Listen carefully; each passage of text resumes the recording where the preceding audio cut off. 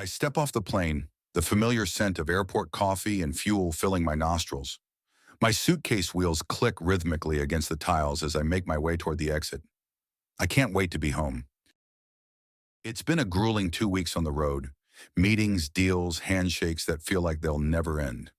But now all I can think about is the soft glow of our living room lights, the way my wife's laughter echoes through the halls, and the quiet peace that comes when I close the door behind me. The drive home feels longer than usual. My fingers tap impatiently against the steering wheel, my thoughts drifting to the child growing inside my wife. Our child. The idea still seems surreal, like something I'll wake up from any moment. But the nursery is ready, all soft pastels and stuffed animals. We've been planning, dreaming, talking about names, about the future. I've been trying to ignore the slight tension in her voice lately, the way she seems distant, but I chalk it up to pregnancy hormones. Everyone says it's normal. When I finally pull into the driveway, the house looms ahead, dark except for the porch light. I pause, taking a moment to savor the sight. It's home. Safe. I unlock the door and step inside, immediately hit by the scent of her perfume, something floral and delicate that she's always worn. It's comforting, familiar. I drop my bags by the door and call out, "I'm home." There's no response, just the quiet hum of the refrigerator and the distant ticking of a clock. I find her in the kitchen, her back to me, hands busy with something at the counter. "Hey," I say, wrapping my arms around her waist, pressing a kiss to her neck. She stiffens just for a second, but long enough for me to notice. I step back, studying her face. She turns to me with a smile, but it's forced, her eyes not meeting mine. "Welcome back," she says, her voice too light, too airy. "Is everything okay?" I ask, trying to catch her gaze. "Of course," she replies, but she's already pulling away, busying herself with something I can't quite see. I watch her, a knot forming in my stomach. Something is off. I've known her too long, loved her too deeply, to ignore the signs. But I don't push. Instead, I lean against the counter, talking about my trip, the people I met, the deals I closed. She nods, hums in the right places, but her mind is elsewhere. As the night wears on, I can't shake the feeling that something has changed.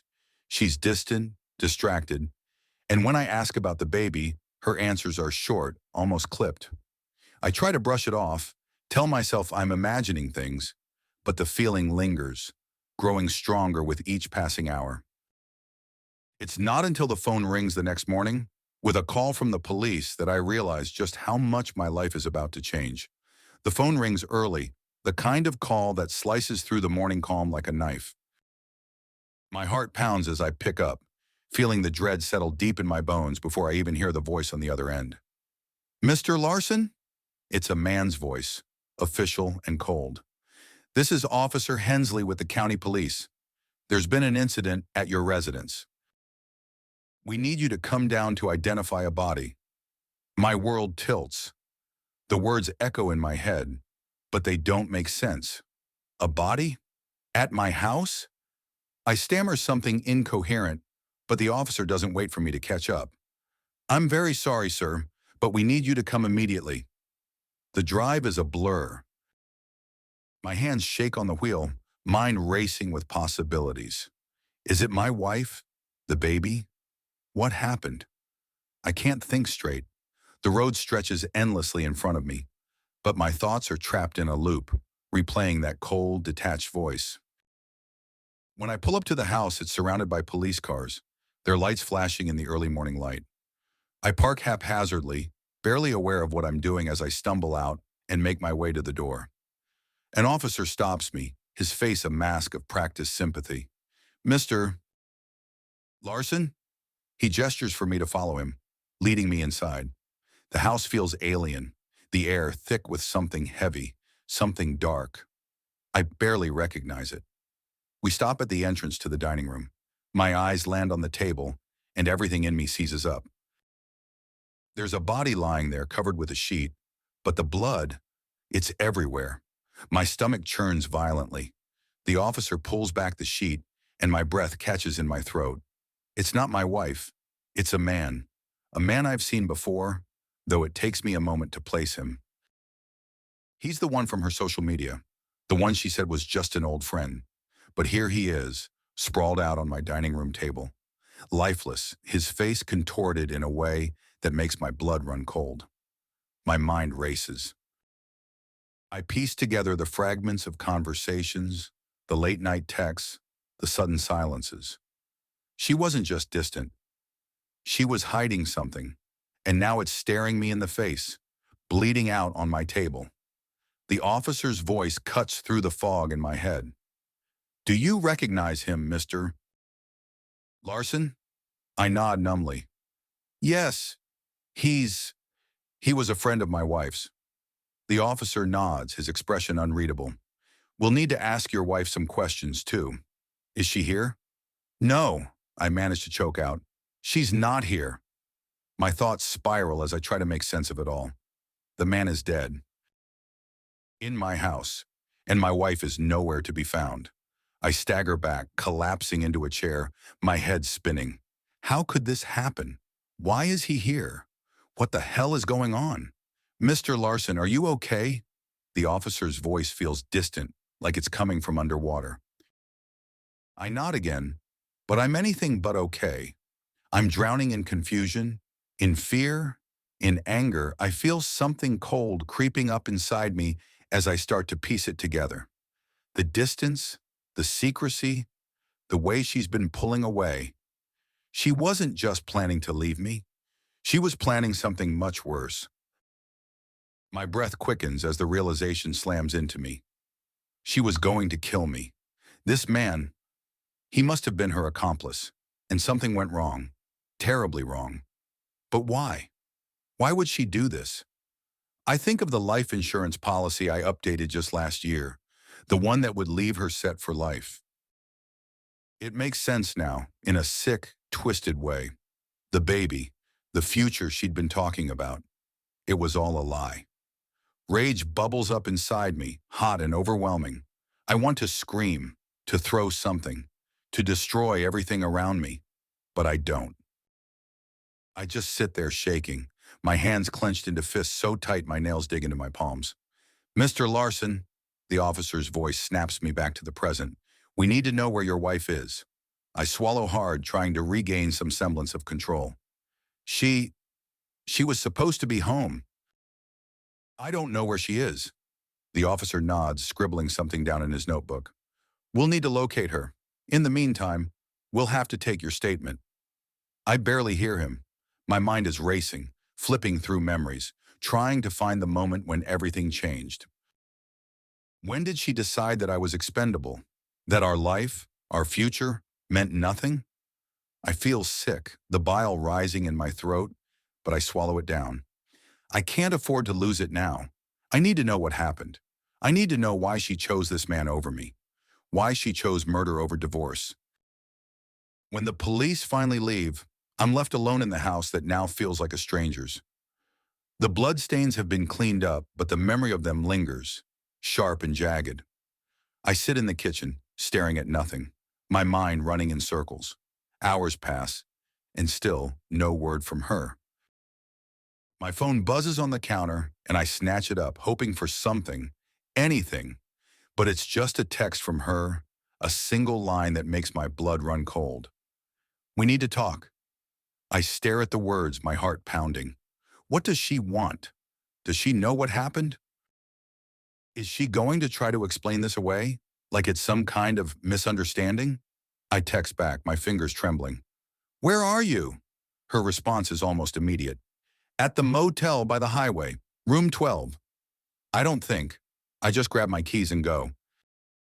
The drive is a blur, my thoughts a tangled mess of anger, betrayal, and a sick curiosity. I need to know. I need to hear it from her, to see her face when she tells me why she did this. When I arrive, the motel looks as seedy as I feel. I park and make my way to room 12, my heart pounding in my chest.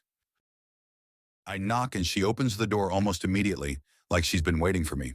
She looks different, haggard. Her hair is a mess, her eyes wild and bloodshot. She looks like she's been crying, but I don't feel sorry for her. I feel nothing but cold, hard rage. What the hell is going on? I demand, stepping into the room, my voice low and dangerous. She backs away, wringing her hands. It wasn't supposed to happen like this, she says, her voice trembling. He he wasn't supposed to die. Who was he? I ask, my voice steady despite the storm raging inside me. Why was he in our house? He he was helping me, she says, avoiding my eyes. We we were going to leave, but he got greedy. He wanted more, and when I said no, he threatened me. Threatened you? I spit out the words, my disgust palpable. You mean he didn't want to split the money? That was the plan, wasn't it? Kill me, take the insurance, and run off together. She shakes her head, tears spilling down her cheeks. No, it wasn't like that. I didn't want to hurt you. I laugh, the sound bitter and hollow. You didn't want to hurt me? You were planning to kill me. I was scared, she cries, finally looking me in the eyes. I didn't know what else to do. He said it was the only way. But when it came down to it, I couldn't go through with it. That's why he's dead, because I refused. He tried to kill me and I fought back. I stare at her, trying to process her words. Is she telling the truth? Or is this just another lie, another twist in the web she spun around me? I reach into my pocket, pulling out the phone I found hidden in her things. Explain this, I say, holding it up. The messages, the calls, all of it. Her eyes widen in fear as she sees the phone. Where did you get that? It doesn't matter, I say coldly. I know everything. You can't lie your way out of this. She crumbles, collapsing onto the bed, sobbing uncontrollably. I'm sorry, she chokes out between sobs. I'm so sorry. But I don't feel sorry for her. I feel nothing but a cold resolve settling in my chest. I know what I have to do now. I know how this has to end. I stand there watching her fall apart, and I make a decision. This isn't over. Not by a long shot. She's going to pay for what she's done, and I'm going to make sure of it. I start by gathering every scrap of evidence I can find. My wife, Rebecca, doesn't know I've already unlocked her secret life. But I need more. I need proof. Something irrefutable. I dig through our digital history, every text, every email, every deleted message I can recover. It's like peeling back layers of rot, each one more sickening than the last. I find their messages hidden behind encrypted apps and secret folders. The words make my skin crawl, not just because of the betrayal, but because of the cold, calculated way they planned everything. They talked about me like I was an obstacle, a problem to be solved. My stomach turns as I read about how they laughed at my ignorance, how they plotted my death while I was none the wiser. But I don't let myself rage. Not yet. I save everything, backing up files, taking screenshots, cataloging every piece of their twisted plan. I know I need to be careful, methodical. I can't afford to let my emotions get the best of me. Rebecca starts to sense something is off. She watches me more closely, her eyes following my every move, her smile strained. She tries to pull me back in, using the same tricks that once worked so well. Cooking my favorite meals, slipping into bed in lingerie she hasn't worn in months, pressing her body against mine in ways that used to drive me wild. But now it feels hollow, like a performance. She kisses me, her hands sliding under my shirt, but I can't forget the man who touched her, who planned to kill me with her. I close my eyes, pretending to be lost in the moment, but all I see is red. I want to throw her off me, to scream at her, but instead, I play my part. I let her think she still has me, that I'm still the same gullible husband she's always known. I've missed you, she whispers, her breath hot against my ear. Her fingers trail down my chest, and I suppress a shudder of disgust. I've missed you too, I murmur, forcing myself to kiss her back, my hands on her hips, guiding her closer. I need her to believe I'm still under her spell. We make love, if you can even call it that. It's mechanical, devoid of any real emotion, but I go through the motions, responding to her touch with just enough enthusiasm to keep her suspicions at bay. Inside, I'm cold, calculating, planning my next move even as she arches against me, pretending this is still the woman I loved. When it's over, she nestles against me, her head on my chest, and I lie there staring at the ceiling, feeling the weight of her betrayal pressing down on me like a suffocating blanket. I wonder how long she's been playing this game, how many times she's lied to my face, how many times she's been with him while pretending to be my devoted wife. I watch her sleep, her face relaxed and innocent in the moonlight, and I feel a dark satisfaction growing inside me. She has no idea what's coming. She thinks she's safe, that I'm still in the dark, but she's wrong. I'm not the fool she thinks I am. I'm not going to let her get away with this. The next morning, I start laying the groundwork. I begin with small, subtle changes. I rearrange files, plant misleading clues, and make quiet inquiries with people who owe me favors. I want her to think she's still in control, that everything is going according to her plan, even as I pull the rug out from under her. She grows more paranoid, sensing that something is slipping through her fingers. She questions me about my late nights, about the phone calls I take in the other room, but I brush her off with plausible excuses. She tries to catch me in lies, but I'm always one step ahead, feeding her just enough truth to keep her off balance. The tension between us simmers, a boiling pot ready to overflow. She's losing control, and she knows it. Her temper flares more often, her voice rising in anger over the smallest things. She accuses me of being distant, of hiding something, and I have to bite back a laugh at the irony. One night, after another round of her probing questions, I sit at my desk, staring at the files I've compiled. I have everything I need to destroy her, to expose her for what she is, but it's not enough. I want her to feel the fear, the uncertainty, the panic that I've felt. I want her to suffer, to lose everything she's ever cared about. I start to turn the screws. I let her catch glimpses of what I'm doing, enough to make her worry, but not enough for her to know exactly what I'm up to. I want her to spiral, to drive herself crazy with doubt and fear. It works. She starts losing sleep, her eyes dark and haunted, her behavior erratic. She calls me at work, something she never does, asking where I am, who I'm with. She even shows up unannounced, her excuses flimsy and transparent. I play the concerned husband, asking if she's okay, if she needs to see a doctor. I suggest it might be the pregnancy hormones, making her feel off. She lashes out at me, but I take it in stride, knowing it's only a matter of time before she breaks.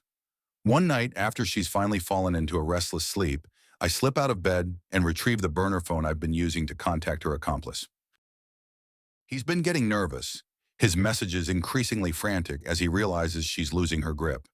He's worried she'll turn on him, that she'll sell him out to save herself.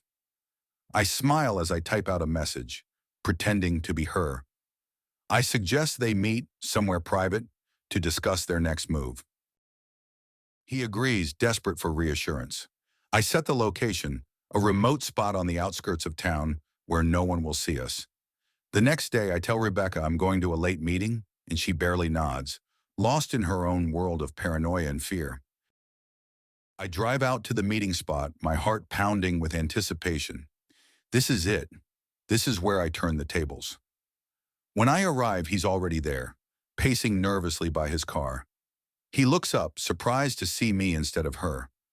I can see the fear in his eyes as he realizes what's happening. "Where is she?" he demands, his voice trembling.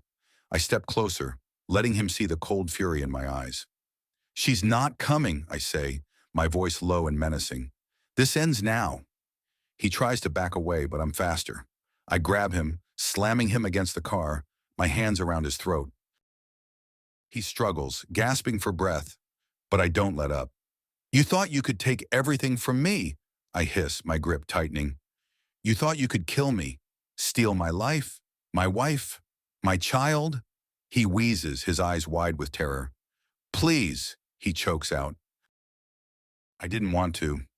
It was her idea. She made me do it. I laugh, a cold, humorless sound.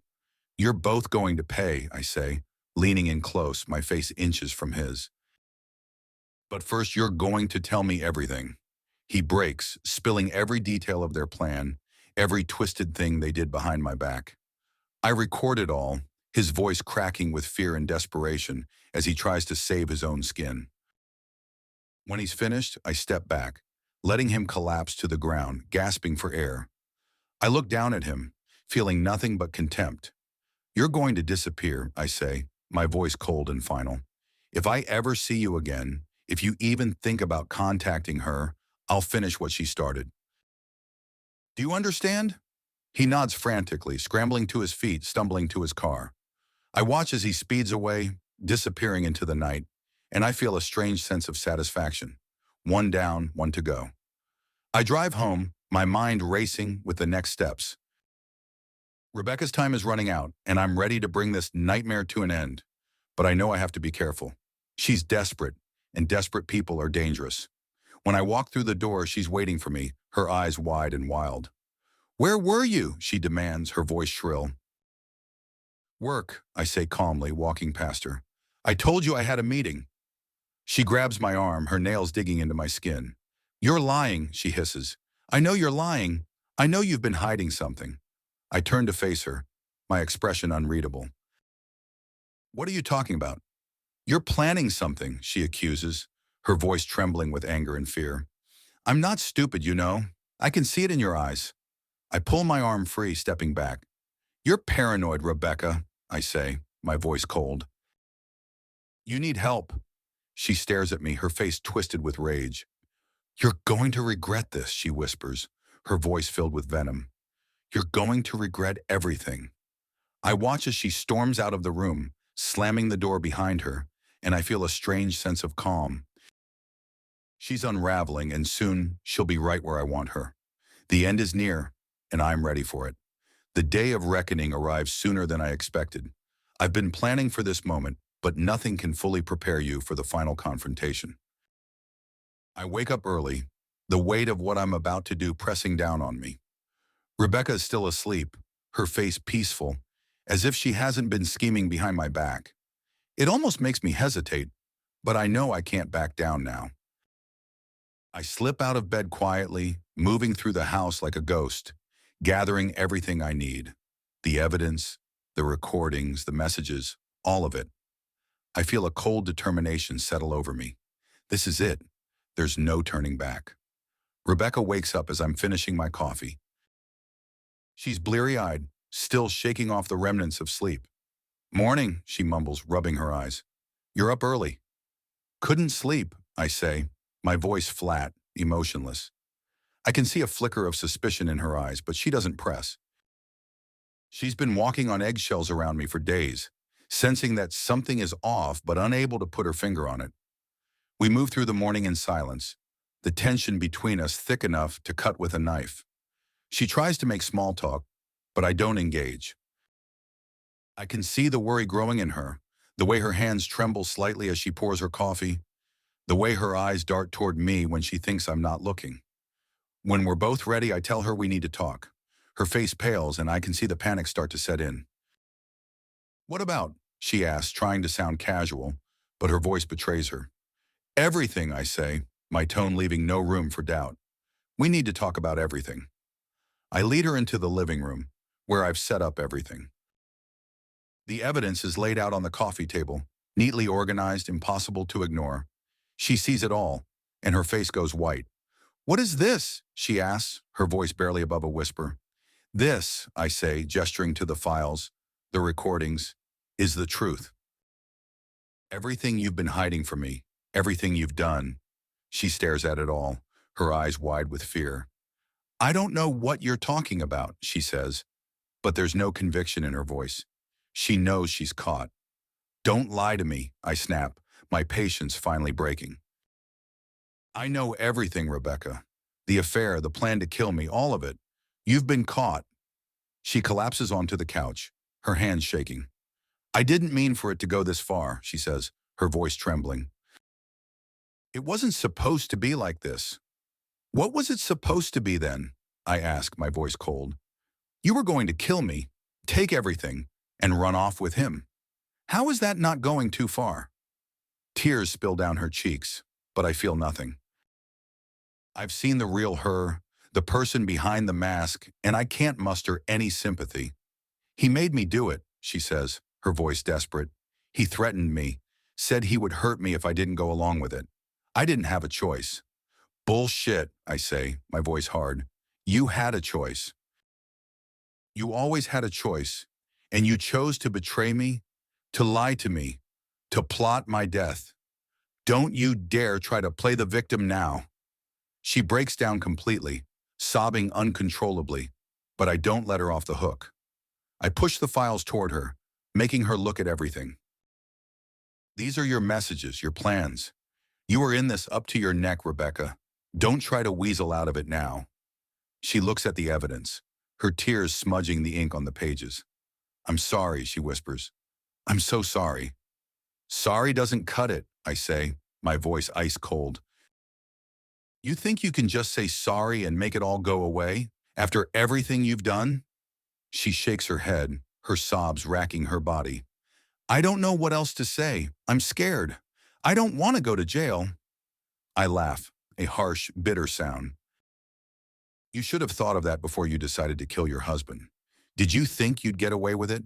That I'd just disappear and you'd live happily ever after? She looks at me, her eyes pleading. Please don't turn me in. We can fix this. We can start over. I'll do anything. Anything, I ask, leaning forward, my eyes locked on hers. Would you confess? Would you tell the police everything you've done? Everything you planned? Would you go to prison for the rest of your life? She recoils, shaking her head. No, I can't. I can't do that. Then there's nothing to fix, I say, standing up. You made your bed, Rebecca. Now you have to lie in it. She looks up at me, her face a mask of despair. What are you going to do? She asks, her voice trembling. I've already done it, I say, pulling out my phone. I show her the messages I sent to the authorities, the recordings I've already shared. It's over, Rebecca. The police are on their way. She gasps, her eyes wide with horror. No, please. You can't. I'll lose everything. You should have thought of that before you tried to kill me, I say, my voice final. You brought this on yourself. She collapses onto the floor, sobbing as I walk away. I don't look back. I don't feel anything but a cold satisfaction. She deserves everything that's coming to her. But as I reach the door, she says something that stops me in my tracks. It wasn't just me. I turn around slowly, my heart pounding. What did you say? It wasn't just me, she repeats, her voice broken. There's someone else, someone more dangerous. They were pulling the strings. They're still out there. I feel a chill run down my spine. Who? Who are you talking about? She looks up at me, her eyes filled with terror. You don't know them. They're powerful, connected. If they find out you know, they'll come after you, after us. I stare at her, my mind racing. Is she telling the truth, or is this just another one of her lies? But the fear in her eyes looks real, and that terrifies me. Who is it? I demand, my voice low and urgent. Tell me everything. She shakes her head, her face pale. I can't say. They'll kill me. You're going to prison anyway, I snap. You've got nothing left to lose. Tell me who they are, or I'll make sure you spend the rest of your life looking over your shoulder. She hesitates, and I can see the war going on inside her. But finally she breaks. It's someone high up, someone with connections to the criminal underworld. They've been using me, using us. If they find out you're on to them, I feel a cold sweat break out on my forehead. This changes everything. I thought I was in control, that I'd won, but now it feels like I'm just a pawn in a much bigger game. I take a deep breath, trying to think. What do they want? Why did they involve you? She shakes her head, tears streaming down her face. I don't know. They wanted you gone. They knew about the insurance, about the money. I was desperate, and they offered me a way out. I feel like the ground is shifting beneath my feet. This isn't just about a cheating wife and a murder plot. This is something bigger, something darker. I turn away from her, my mind racing. I need to figure out who this person is, what they want, and how deep this conspiracy goes. But first, I need to keep Rebecca safe. If they find out she's talked, they'll come for her, and maybe for me too. I walk back to her, my voice steady. We need to get you out of here, I say. Somewhere safe where they can't find you. She looks up at me, her eyes filled with a flicker of hope. You'll help me? For now, I say, not letting any emotion show. But don't think this changes anything. You're still going to pay for what you've done. She nods, wiping her tears away. I understand. Just, please help me. I help her to her feet, my mind already planning our next move. This isn't over. Not by a long shot. I thought I was in control, but now I realize I'm just getting started. The real fight is still ahead, and I need to be ready. As we leave the house, I can't shake the feeling that I'm being watched, that someone is out there, waiting for the right moment to strike. But I push it down, focusing on the task at hand. I'll deal with them when the time comes. For now, I need to stay one step ahead, to keep playing the game until I find out who's really behind all of this. And when I do, I drive in silence, my mind racing with everything Rebecca told me. The man she described, the one pulling the strings, sounds like someone who's been manipulating her from the start. But who is he? And why is he so determined to destroy my life? The more I think about it, the more I realize I'm up against something far bigger than I anticipated. I know I can't do this alone. I need help, but I can't trust just anyone. I consider my options carefully as I navigate the winding roads out of town.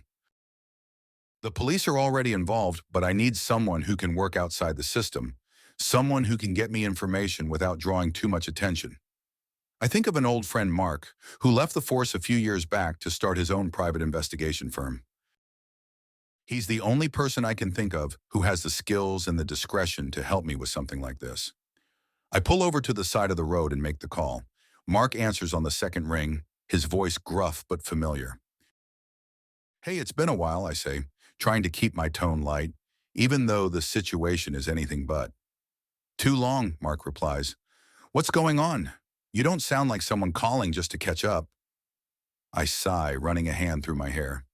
I'm in some deep shit, Mark. I need your help. There's a pause on the other end, and I can almost hear him weighing his options. Finally, he says, Where are you? Let's meet up and talk. We agree to meet at a diner on the outskirts of town, a place we used to go to after late shifts back in the day.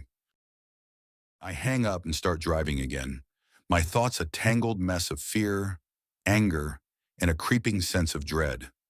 The drive is short, but it feels like it takes forever. When I pull into the diner's parking lot, Mark's already there, leaning against his car with a cigarette in hand. I step out of my car and he flicks the cigarette away, crushing it under his boot. You look like hell, he says, giving me a once-over. Thanks, I reply dryly. You don't look so great yourself. He chuckles, but it's a hollow sound. Let's get inside. We've got a lot to talk about.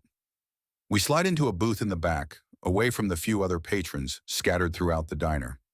A waitress comes by, and we both order coffee, but neither of us touches it when it arrives.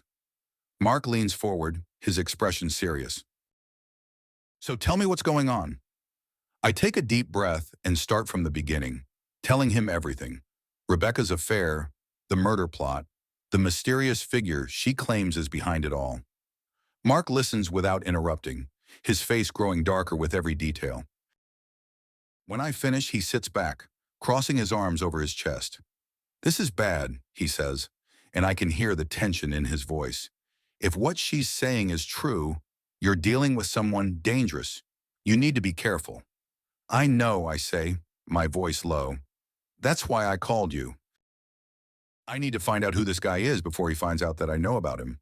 Mark nods, his eyes narrowing in thought. I'll start digging, but you need to lay low, keep your head down. If this guy's as connected as she says, he'll have people watching you. I nod, feeling a cold knot of fear settle in my stomach. What about Rebecca? She's terrified. If they find out she's talked, she's in danger too, Mark agrees, but you can't protect her if you're dead. Focus on finding out who's behind this first. Once we know who we're dealing with, we can figure out how to handle it. I nod, knowing he's right, but it doesn't make me feel any better. Thanks, Mark, I say, grateful for his help. Don't thank me yet, he says, standing up. This isn't going to be easy, But I'll do what I can. Stay safe. He leaves the diner, and I sit there for a moment, staring at my untouched coffee. The reality of the situation is starting to sink in. This isn't just about getting revenge on Rebecca anymore. This is about survival. I pay for the coffee and head back to the car, my mind racing with everything I need to do. I need to get Rebecca somewhere safe, somewhere they won't find her. But where? I can't take her to my place. If they're watching me, they'll know to look there. I think about all the people I know, all the places I could hide her, but nothing seems safe enough. As I drive, an idea starts to form. There's an old cabin my family used to own up in the mountains, a place we haven't used in years. It's off the grid, isolated, the perfect place to hide out until I can figure out what to do next. It's a long shot, but it's the best option I have. I pick up my phone and call Rebecca, my heart pounding in my chest. She answers on the first ring, her voice shaky. "What's happening? Did you find out anything?" "Not yet," I say, keeping my voice calm. "But I need you to pack a bag. We're getting out of here." "Where are we going?" she asks, her voice rising with panic. "Somewhere safe," I say, trying to reassure her. "Just trust me." She hesitates, and I can hear the fear in her voice. "I'm scared." "I know," I say softly, "but I won't let anything happen to you. Just do as I say, and we'll get through this." She agrees, and I hang up, my hands gripping the steering wheel tightly. I drive back to the house, my mind racing with everything I need to do. When I arrive, Rebecca's waiting for me, a small suitcase at her feet. Her face is pale, her eyes wide with fear. "Let's go," I say, grabbing the suitcase and leading her to the car. She follows silently, and we drive in tense silence, the weight of what's happening hanging heavy between us. The drive to the cabin is long and winding, the road growing narrower and more secluded the further we go. The trees close in around us, the mountains looming overhead, and I can feel the tension in the car growing with every mile. When we finally arrive, the cabin is just as I remember it, small, rustic, tucked away in the woods. I park the car and help Rebecca out, leading her inside. The place is dusty and unused, but it's safe, and that's all that matters. "We'll stay here for now," I say, setting her suitcase down. "It's off the grid. No one will find us here." She nods, looking around the cabin with wide eyes. "What happens now?" "Now we wait," I say, trying to keep my voice steady. "Mark is looking into this guy. Once we know who we're dealing with, we can figure out our next move." She sinks down onto the couch, her hands trembling. "I'm so sorry," she whispers, tears welling up in her eyes. "I never meant for any of this to happen." I look at her, the anger and betrayal still simmering beneath the surface, but I push it down. "We're in this together now, whether I like it or not." "We'll deal with that later," I say, my voice cold. "Right now, we need to stay alive." The next few days pass in a tense, uneasy silence. Mark keeps in contact, updating me on his progress, but it's slow going. The man we're looking for is elusive, his connections deep and dangerous. Every lead seems to lead to a dead end, and the longer this drags on, the more I feel the noose tightening around our necks. Rebecca and I barely speak, the weight of everything that's happened hanging heavy between us. I can see the fear in her eyes, the guilt, but I can't bring myself to comfort her. I'm too consumed with my own anger, my own need for revenge. One night, as I sit by the window staring out into the dark woods, my phone buzzes with a message from Mark. He's found something, a lead that might finally give us the edge we need. My heart races as I read the message, hope flaring for the first time in days. I turn to Rebecca, who's sitting on the couch, her arms wrapped around herself. "We've got a lead," I say, my voice low. "It's time to end this." She looks up at me, her eyes wide. "What are we going to do?" "We're going to finish what we started," I say, my voice hard. "And we're going to make sure this bastard pays for everything he's done." She nods, a flicker of resolve in her eyes. "Okay," she says, her voice steady. "I'm with you." The final showdown is coming, and I can feel the tension building. This is it, the moment I've been waiting for, the moment I take back control. But as we prepare to leave the cabin, a nagging doubt creeps into my mind. This man, whoever he is, has been one step ahead of us from the start. He's powerful, connected, and dangerous. And I can't shake the feeling that we're walking into a trap. But there's no turning. The trial is a spectacle. It feels surreal to sit in the courtroom, surrounded by strangers who are here to witness the unraveling of my life. Reporters line the back, their eyes hungry for every twist and turn, and the buzz of whispered conversations fills the air. Rebecca sits at the defense table, her once perfect composure shattered. Her lawyer whispers urgently in her ear, but she stares straight ahead, her eyes dull, like she's given up. I'm called to the stand first. The prosecutor is methodical, guiding me through the events that led to this moment. I tell the story as clearly and concisely as I can, my voice steady despite the whirlwind of emotions churning inside me. I describe the betrayal, the discovery of the plot, and the moment I realized my life was in danger. The jury watches me closely, their expressions a mix of shock and pity. When it's the defense's turn, Rebecca's lawyer tries to paint me as an unreliable narrator, a man driven to extremes by the fear of losing his wife. He suggests that I might have exaggerated or even fabricated parts of my story to protect myself. But I stay calm, refusing to be rattled. I know the truth, and no amount of legal maneuvering will change that. Then Rebecca takes the stand. She looks fragile, broken, and for a moment, I almost feel sorry for her. But I remind myself of everything she's done, of how she planned to destroy me. Her lawyer leads her through her testimony, and she paints a picture of herself as a victim, a woman manipulated and threatened by forces beyond her control. She speaks about the mysterious figure who coerced her into the plot, claiming she was too terrified to refuse. The courtroom is silent as she speaks, her voice trembling, but I can see the cracks in her story. She's not as convincing as she used to be. The prosecutor tears into her during cross-examination, exposing the inconsistencies in her narrative. Rebecca's face pales as she struggles to maintain her story, but the more she talks, the more it becomes clear that she's grasping at straws. The prosecutor turns the attention to the messages I found, the recordings, the damning evidence that paints her as an active participant, not a victim. Rebecca's lawyer tries to object, but it's clear the damage is done. The jury sees through her lies, and I can feel the tide turning in my favor. But then, the prosecutor drops a bombshell. They found evidence linking Rebecca to the mysterious figure she claimed was pulling the strings. It's a bank statement showing a large transfer of money from a shell company owned by this shadowy individual to an account in Rebecca's name. The courtroom erupts in murmurs, and I feel a chill run down my spine. This changes everything. Rebecca's face crumbles as the prosecutor presents the evidence. She tries to deny it, but it's clear that her story is falling apart. The jury is watching her with growing suspicion, and I can see the realization dawning on her face that she's lost. After the trial adjourns for the day, I sit in my car staring at the dashboard, my mind racing. I thought I was prepared for this, but the revelation about the money has thrown me off balance. It's clear now that Rebecca was more involved with this mysterious figure than she let on, and the implications are terrifying. If this person has enough power and resources to cover their tracks this thoroughly, what else are they capable of? I know I need to confront Rebecca to get the truth out of her before it's too late. I can't let this end without knowing who's really behind all of this. The thought of leaving any loose ends terrifies me. But how do I get her to talk?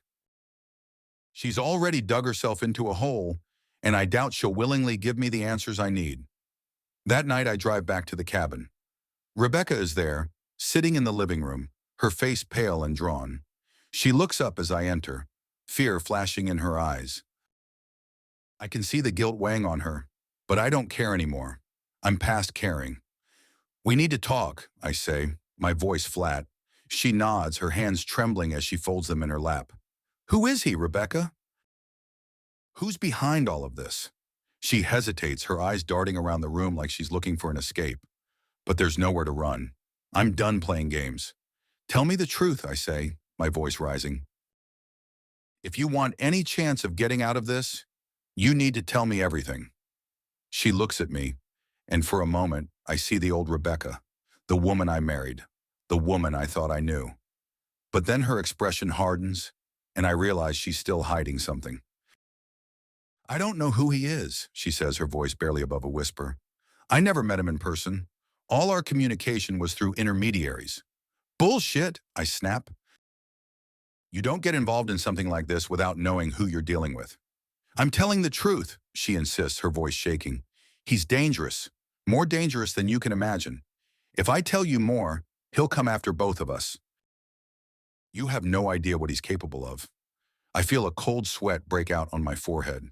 I can see the fear in her eyes, and I know she's not lying about that. But I also know I can't let this go. I've come too far to back down now. Give me a name, I demand. I need something, Rebecca. Anything. She hesitates again, and I can see the struggle in her eyes, but finally she sighs, defeat in her voice. I don't have a name, she says, but I can give you a location. There's a place, a warehouse, on the outskirts of the city. That's where he operates from. It's all I know, I swear. I nod, my mind already racing with possibilities. It's a lead, and it's better than nothing. But I know I need to be careful. If this guy is as dangerous as she says, I can't afford to go in blind. I'll need backup, someone who can help me take this guy down. I leave Rebecca at the cabin, telling her to stay put until I get back. I know she's scared, but I don't have time to worry about her anymore. I drive straight to Mark's office, my heart pounding in my chest. He's already waiting for me, his expression grim. I found something, I say as I walk in. A location. We need to check it out. Mark nods, grabbing his keys. Let's go, he says, and I can see the determination in his eyes. We've been through a lot together, but this feels different. This feels like the endgame. The drive to the warehouse is tense, the air thick with anticipation. Mark and I don't talk much, both of us focused on what's ahead. When we arrive, the place is as Rebecca described, an old abandoned warehouse on the edge of town, surrounded by nothing but darkness and silence. We park a few blocks away and approach on foot, our footsteps echoing in the empty streets. The warehouse looms ahead, its windows dark, the air around it heavy with an ominous stillness. We find a side entrance and slip inside, our eyes adjusting to the dim light.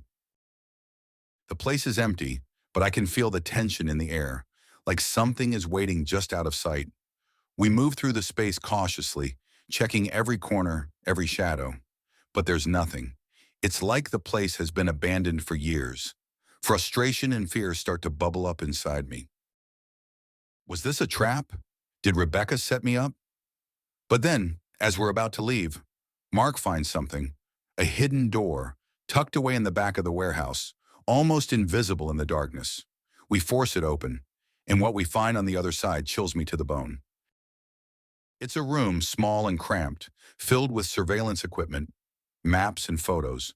Photos of me, of Rebecca, of our house, our friends. It's a command center, a place where someone has been watching us, planning every move. I feel a surge of rage and fear, my mind racing with the implications. This isn't just some random criminal. This is someone who's been targeting me, who's been planning this for a long time. But who and why? As we search the room, Mark finds something else. A folder, thick with documents. He flips through it, his face growing more grim with each page. Finally, he hands it to me, his voice tight. You need to see this. I take the folder, my hands shaking as I open it. The first thing I see is a name I recognize. My heart stops, my blood turning to ice as I realize who's behind all of this. It's someone I never would have suspected, someone I thought was on my side. The truth hits me like a punch to the gut, and I feel the world spinning around me. This changes everything. I thought I was in control, but now I see I've been a pawn in a much larger game. And the person pulling the strings is closer than I ever imagined. I look at Mark, my mind racing with fear and betrayal. We need to end this, I say, my voice shaking with determination. No more games. This ends now. Mark nods, his expression as grim as mine. We leave the warehouse, our minds set on what we need to do. I sit in my living room, the faint hum of the refrigerator in the background. The house too quiet now that the storm has passed. The trial is over. The gavel has fallen. Rebecca has been sentenced, along with the others who played their parts in the nightmare that consumed my life. I should feel victorious, relieved even, but all I feel is empty. The media hailed me as a hero, a man who exposed a sinister plot, who fought back against the darkness. But I know the truth. I know the cost of that victory. It's not just the lives ruined or the trust shattered. It's what I had to become to survive. I stare at the empty space on the couch where Rebecca used to sit, the ghost of our life together lingering in the air. I'm a survivor, but at what price? What? The days blend together, a monotony I've come to accept. I spend hours at the gym, pushing my body to the limit, trying to burn away the anger, the guilt, the overwhelming sense of loss. I've distanced myself from friends, from colleagues. They look at me with a mixture of pity and admiration, neither of which I can stand. They don't understand what it's like to walk through the fire and come out the other side, scorched and scarred. One afternoon I receive a letter. It's from Mark. We haven't spoken much since the trial, and I'm hesitant to open it, but curiosity wins out. The letter is brief, almost cryptic, asking me to meet him at the old diner where we first met after everything started. There's something he needs to tell me, something he couldn't say in court. I sit in the car outside the diner, my hands gripping the steering wheel, a knot of tension tightening in my chest. The sun is setting, casting long shadows across the parking lot. Finally, I step out, the cool evening air brushing against my skin, and walk inside. Mark is already there, sitting in the same booth we always choose, a cup of coffee in front of him. He looks up as I approach, his expression unreadable. "Thanks for coming," he says as I slide into the seat across from him. "What's this about, Mark?" I ask, cutting straight to the point. "I'm too tired for games, too worn down by everything that's happened."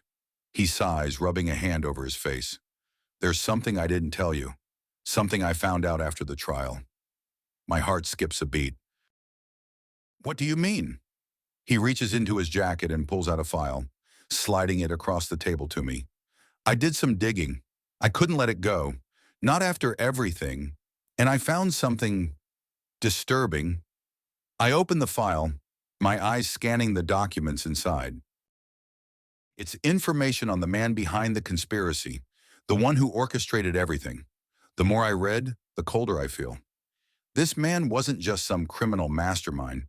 He was connected, deeply embedded in the world of organized crime, with ties to people who have more power than I ever imagined. "There's no escaping him, is there?" I say, my voice hollow. Mark shakes his head. "No, not completely, but he's lying low for now. The trial brought too much attention, but it's not over. Not really." I close the file, a sense of inevitability settling over me. I thought I could put this behind me, that I could move on, but now I see that the past is always there, lurking, waiting to drag me back in. "What do I do now?" I ask, though I'm not sure I want the answer. Mark leans forward, his expression serious. "You stay vigilant. You don't let your guard down. And if anything happens, if you feel like you're being watched, you come to me. We'll deal with it together." I nod, but I know there's no real safety, no real peace to be found.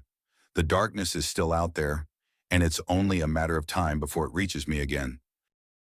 As I leave the diner, the night air feels heavier, the shadows longer.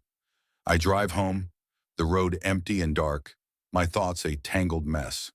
When I get inside, I pour myself a drink, standing by the window, staring out into the night. The reflection in the glass is a stranger, a man hardened by what he's been through, a man who knows too much about the darkness that lies beneath the surface of everyday life. The phone rings, cutting through the silence, and I nearly jump out of my skin. I answer it, my heart pounding in my chest. It's a wrong number, just someone looking for someone else, but it leaves me rattled. I hang up, my hands trembling, and down the rest of my drink in one gulp. I've survived, but I'm not the same. I've seen what people are capable of, the lengths they'll go to for power, for money, for revenge. And I know that no matter how much distance I try to put between myself and what happened, It will always be there, just below the surface. I turn off the lights and head upstairs, each step heavy with the weight of everything I've lost. The bed is cold, the house too quiet. I lie there in the darkness, my mind replaying every decision, every twist of fate that led me to this point. I wonder if I'll ever truly escape it, if I'll ever be able to trust again, to feel anything other than this gnawing emptiness. As sleep finally takes me, I'm left with one final thought. The past never really stays buried. No matter how deep you try to hide it, it always finds a way to come back to haunt you. And I know deep down that some ghost from the past may never truly be laid to rest.